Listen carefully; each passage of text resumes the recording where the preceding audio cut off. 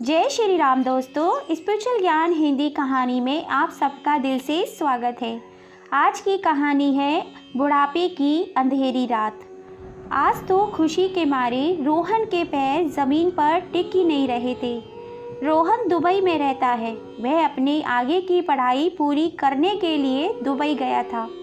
उसे दुबई गए हुए पूरे 5 साल हो चुके हैं। इन 5 सालों में एक बार भी वह इंडिया वापस नहीं आया था।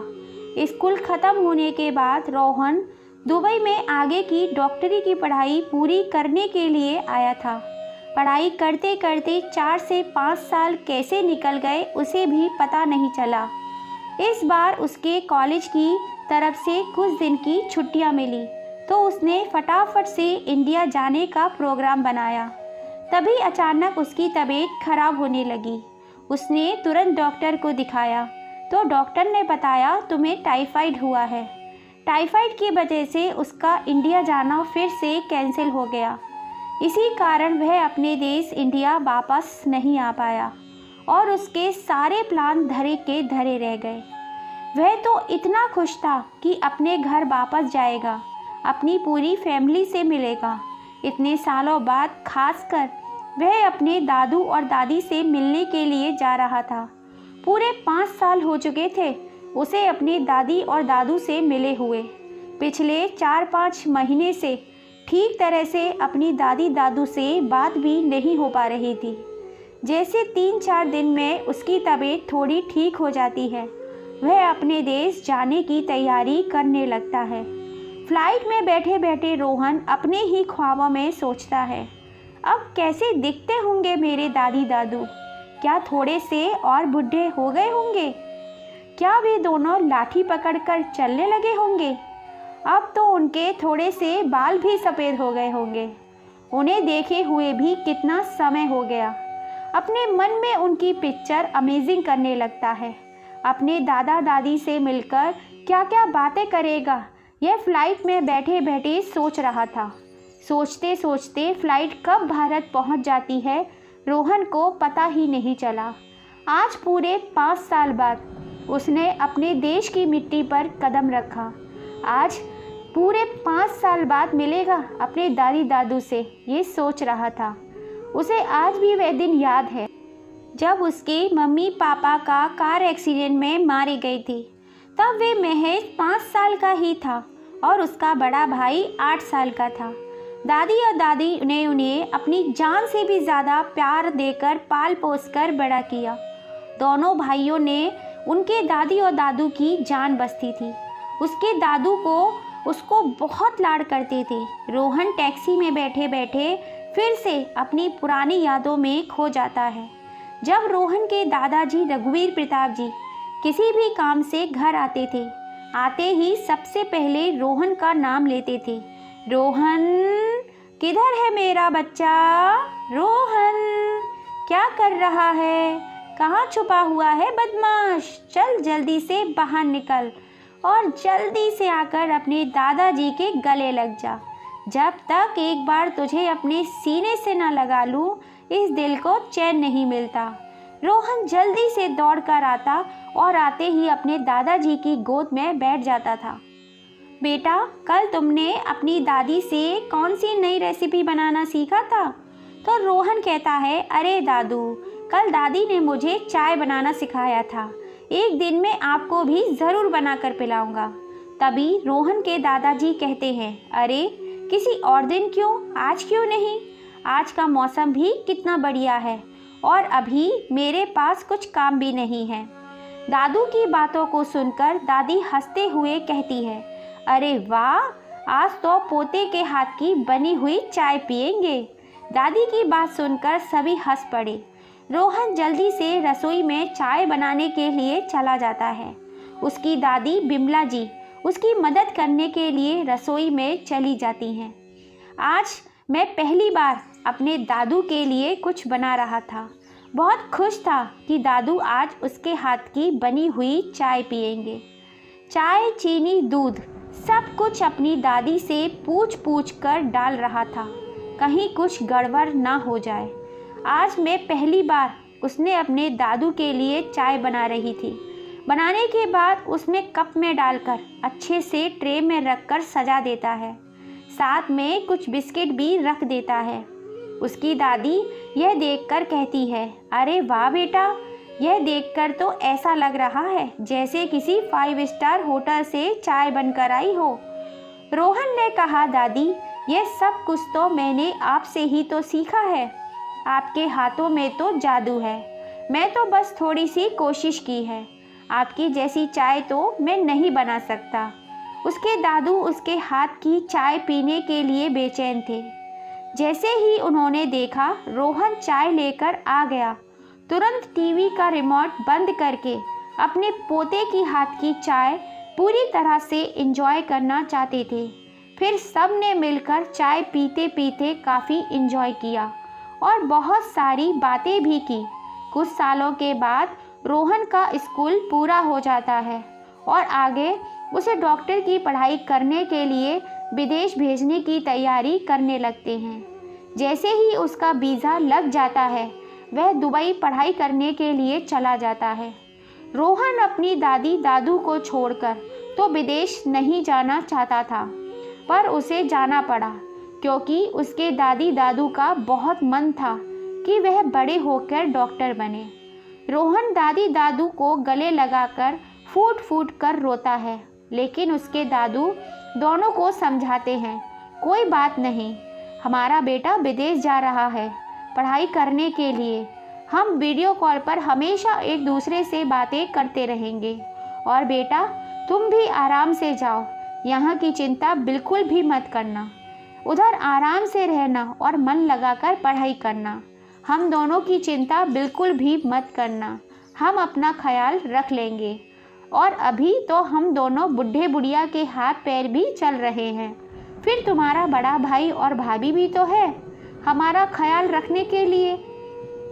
तुम्हें चिंता करने की बिल्कुल भी ज़रूरत नहीं है। रोहन अपनी दादी दादू से आशीर्वाद लेकर विदेश आ जाता है। दुबई पहुंचते ही उसकी डॉक्टरी की पढ़ाई शुरू हो जाती है। इन 5 सालों में हर एक दिन भी ऐसा नहीं गया होगा जब उसने अपनी दादी दादू से वीडियो कॉल पर बात नहीं करी होगी। लेकिन अभी कुछ महीनों से वह अपने दादी और दादू से ठीक तरह से बात नहीं कर पा रहा था, क्योंकि वह जब भी घर पर फ़ोन करता था तो उसके भैया भाभी फ़ोन उठाते थे। जब भी उनसे बोलो दादी दादू से बात करवा दो तो यही कहकर बात को टाल देते थे, अभी वह घर पर नहीं है। कभी कहते मंदिर गए हैं, कभी कहते पड़ोसियों के यहाँ गए हैं। इसी तरह कोई न कोई बहाना हमेशा बना देते थे। लेकिन जब मैंने जोर देकर पूछा कि मुझे कुछ नहीं पता, मुझे अभी की अभी अपने दादी और दादू से बात करनी है, आप पड़ोसियों के यहाँ से उन्हें बुला दीजिए, तो भाभी कहने लगी अभी वह घूमने गए हैं। मोहल्ले के सभी लोग चारों धाम की यात्रा पर जा रहे थे, तो दादा दादी भी उन्हीं के साथ चले गए। वह अभी घर पर नहीं है, उधर नेटवर्क की प्रॉब्लम होगी, इसीलिए शायद आपका फ़ोन नहीं लग रहा होगा। आप चिंता मत करो, वह एकदम से ठीक है। पर रोहन को कुछ ठीक नहीं लग रहा था, इसलिए रोहन जल्दी से जल्दी इंडिया जाकर अपने दादी और दादू से मिलना चाहता था। तभी टैक्सी वाला रोहन को आवाज़ लगाता है, साहब, ओ साहब। तभी वह अपनी सोच की दुनिया से बाहर आ जाता है। तभी रोहन को रास्ते में एक केक की दुकान दिखी। टैक्सी वाले को रोकते हुए बोला, जरा रुकिए भैया, यहाँ पर मेरी दादी का आज जन्मदिन है, आज जाकर मैं उन्हें सरप्राइज़ देता हूँ, सब मिलकर दादी का जन्मदिन मनाएंगे। आखिर 1 घंटे का सफ़र तय करके वह रोहन अपने घर पहुँच जाता है। और जैसे ही रोहन अपने घर पहुँचता है, सीधे दरवाज़ा खोलकर अंदर घुस जाता है। दादी और दादू, आप किधर हो? देखो आपसे मिलने कौन आया है। रोहन दादी दादू को आवाज़ लगाते हुए पूरे घर में ढूंढता है। इतने सालों बाद वह अपने घर आया था, लेकिन उसे घर में कोई भी दिखाई नहीं देता है। तभी उसको अपने घर में शांति बाई दिखाई देती है। वह पूछता है, अरे शांति बाई, घर में सभी लोग कहाँ गए हुए हैं? कोई दिखाई क्यों नहीं दे रहा है? मैंने पूरे घर में ढूंढ लिया तो शांति बाई कहती हैं, बेटा रोहन तुम्हारी दादी और दादू बाहर घूमने गए हैं। मोहल्ले वाले तीर्थ यात्रा पर जा रहे थे, उन्हीं के संग में वह भी चले गए। तुम्हारी भाभी ने तो मुझे यही बताया है। मुझे और तुम्हारी भाभी अपने मायके गई हुई हैं। उनके मायके में कल किसी की जन्मदिन था और वे दोनों आज आते ही होंगे। आप अंदर चलिए बेटा, थोड़ा आराम कर लो। इतनी दूर से सफ़र कर कर आए हो, मैं चाय बनाकर लाती हूँ। रोहन सोचता है आज तो मेरी दादी का जन्मदिन मनेगा भी या नहीं। ये सोचकर वह फिर से अपनी दादी दादू को फ़ोन लगाता है, लेकिन उनका फ़ोन नहीं लगता। हमेशा की तरह स्विच ऑफ ही आ रहा था। फिर रोहन ने सोचा चलो घर पर तो कोई है नहीं, यह केक भी मैंने ले लिया था दादी के जन्मदिन के लिए, इसको मंदिर में जाकर गरीब बच्चों में ही बांट देता हूँ। तभी वह पास के एक मंदिर में, जो उसने बचपन से ही देखा हुआ था, अपने दादी दादू के संग अक्सर इस मंदिर में जाया करता था। रोहन मंदिर के लिए निकल पड़ता है। मंदिर के पास में ही एक वृद्ध आश्रम भी था। रोहन मंदिर के दर्शन करने के बाद वृद्ध आश्रम चला जाता है। उधर बूढ़े बुजुर्ग लोगों से बात करके अपना मन हल्का करने लगता है और जो केक वह लेकर आया था उसको सभी बड़े बुजुर्गों में बांट देता है। सब लोग उसको बहुत सारा आशीर्वाद देते हैं। आश्रम से निकलकर घर के लिए चल पड़ता है। तभी रोहन रोड के दूसरी तरफ अपने दादी दादू की शक्ल के दो लोगों को बैठे हुए देखता है, पर सोचता है मेरी दादी और दादू इधर कैसे हो सकते हैं। फिर मन ही में आए वहम को दूर करने के लिए गाड़ी को उनकी तरफ घुमा लेता है। जैसे ही रोड के उस तरफ आता है, रोहन की आंखों के सामने अंधेरा छा जाता है। पैरों के तले जमीन खिसक जाती है। सर पर जैसे आसमान टूट पड़ा हो। वह देखता है उसके दादी दादू फटे हाल कपड़ों में बैठे हुए हैं और उनके आगे थोड़ी सी सब्जी रखी हुई है, जो आने जाने वाले लोगों को आवाज़ लगा लगा कर बेच रहे हैं। यह कहते हुए बेच रहे हैं, बेटा कुछ तो खरीद लो, हमने सुबह से कुछ नहीं खाया है, कुछ पैसे मिल जाएंगे तो हम दोनों बुढ़े बुढ़िया कुछ खा लेंगे, भूख से हालत ख़राब हो रही है। जैसे ही रोहन अपने दादी दादू के पास जाता है, उनके दादी दादू की आंखें बुढ़ापे की वजह से धुंधली हो चुकी थी और उनके पास पहनने के लिए चश्मा भी नहीं था, इसीलिए वह रोहन को पहचान नहीं पाए और उससे बोले, बेटा ये सब्जी खरीद लो, हम दोनों ने सुबह से कुछ नहीं खाया है, सब्जी बेचकर जो पैसे मिलेंगे उनसे हम दोनों बुढ़े बुढ़िया कुछ खा लेंगे। रोहन की आंखों से लगातार आंसू बहे जा रहे थे।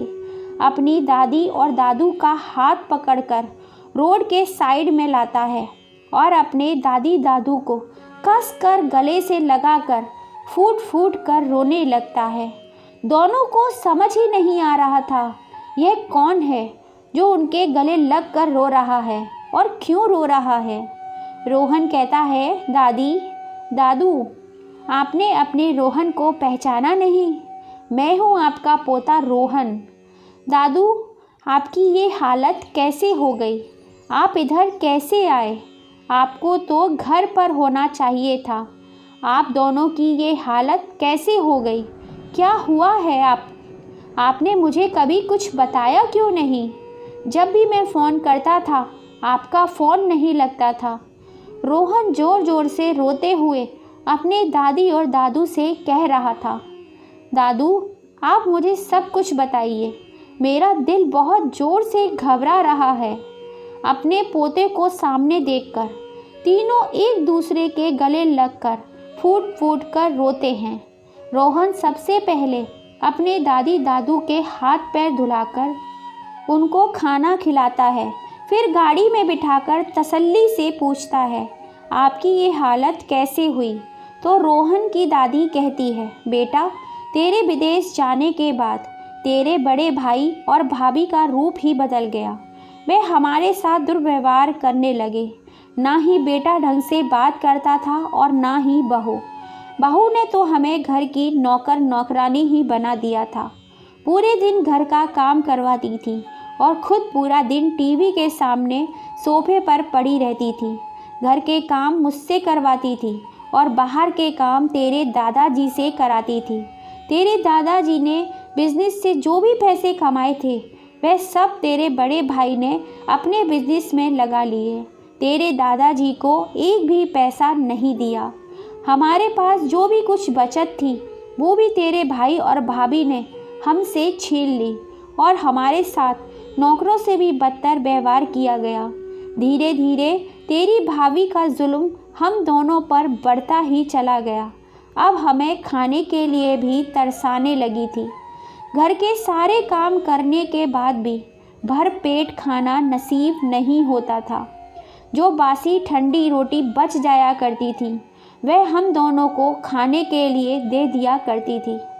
बुढ़ापे में भर पेट खाना ना मिलने की वजह से तेरे दादाजी की तबीयत खराब रहने लगी।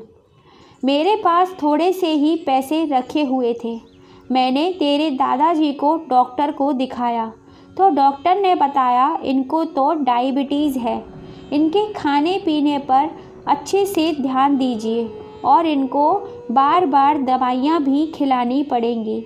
जब मैंने तेरे बड़े भाई से दादाजी को अच्छे डॉक्टर को दिखाने के लिए कहा तो वह गुस्सा हो गया और बोला, मैं कहीं नहीं ले जाऊंगा, मेरे पास इनको दिखाने के लिए बिल्कुल भी पैसे नहीं हैं जो मैं इनका इलाज कराऊं। धीरे धीरे तेरे दादाजी की तबीयत दिन पर दिन खराब होने लगी थी। वह घर के काम भी नहीं कर पा रहे थे। जब बहू ने देखा कि अब हम दोनों लोग किसी काम के नहीं रहे तो हम दोनों को घर से धक्के मार कर निकाल दिया। दादाजी के मुंह से ये सारी बातें सुनकर रोहन की आंखों से आंसू आ गए।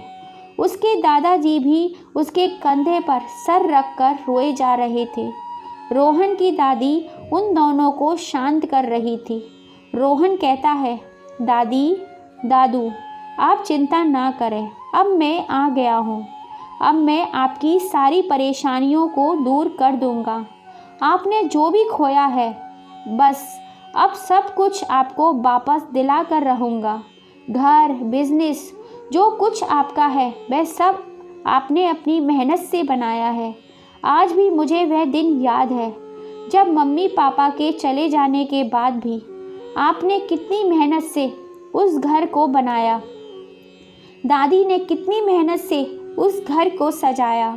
उस घर में हम सभी की यादें बसी हुई हैं और भाभी ने आप दोनों को आप ही के घर से निकाल दिया। उस घर में रहने का भाई भाभी को बिल्कुल भी अधिकार नहीं है। रोहन अपने दादी दादू को घर वापस लेकर आ जाता है। घर जाकर दादी दादू को सबसे पहले अच्छे से निला धुलाकर साफ सुथरे कपड़े पहनाता है और कहता है, दादी याद है आज आपका जन्मदिन है। तभी रोहन जल्दी से ऑनलाइन दूसरा केक ऑर्डर कर देता है तो मिलकर सब बर्थडे सेलिब्रेट करते हैं। दादी की आंखों में खुशी के आंसू थे। फिर रोहन सबके लिए खाना ऑर्डर करता है। फिर सब मिलकर अच्छे से बैठकर खाना खाते हैं। रोहन के दादी दादू ऐसे खाना खा रहे थे जैसे कितने बरसों के बाद आज खा रहे हो। आज उन्होंने बहुत सालों बाद पेट भरकर खाना खाया था। आज उनका पेट ही नहीं मन भी भर गया था। लगभग रात के 11 बज चुके थे।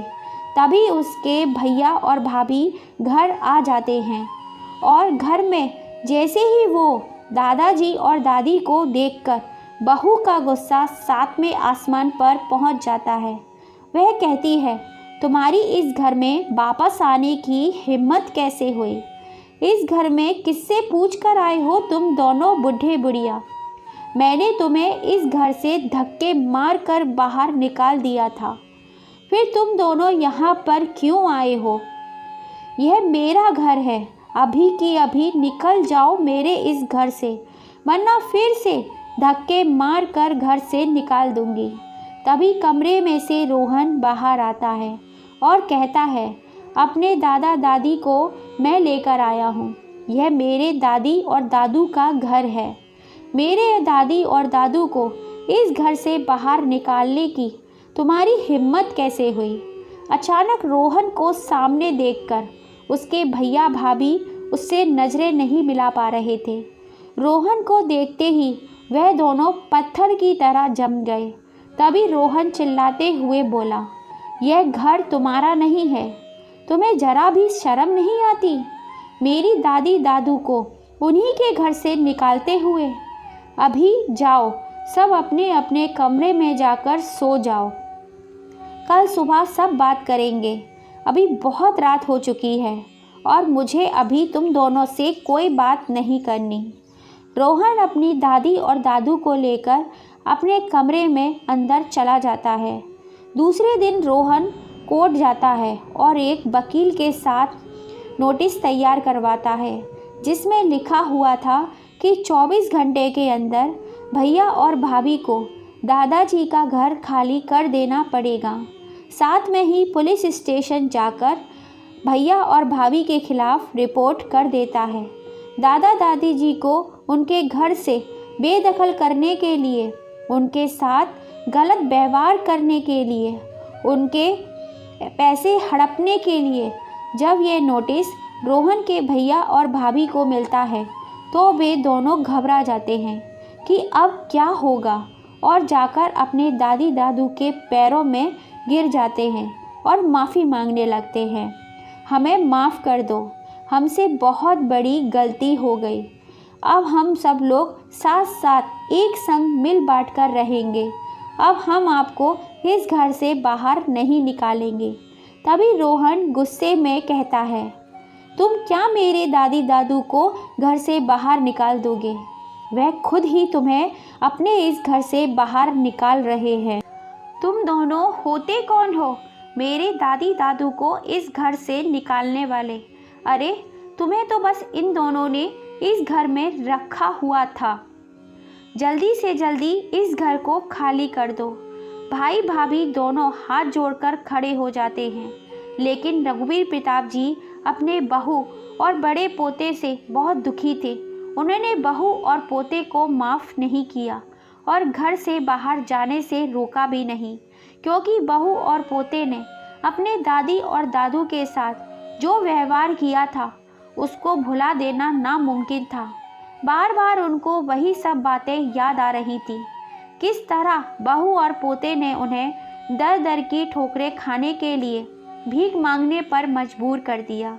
इस तरह रोहन अपने दादी दादू को फिर से उनके घर में वापस ले आता है और खुशी खुशी उसके दादू दादी अपने पोते रोहन को गले से लगा लेते हैं। दोस्तों, रोहन ने अपने दादी दादू को इंसाफ दिलाने के लिए जो अपने भैया भाभी के संग किया, क्या वह सही था या गलत? अपनी राय हमें कमेंट करके ज़रूर बताना। आपके कमेंट का हमें तहे दिल से बहुत इंतज़ार रहता है। फिर मिलेंगे दोस्तों ऐसी ही किसी कहानी के संग। और जाने से पहले अगर अब तक आपने चैनल को सब्सक्राइब नहीं किया है तो प्लीज़ जल्दी से कर लीजिए। हमारी इस छोटी सी फैमिली का हिस्सा बन जाइए। जय श्री राम दोस्तों।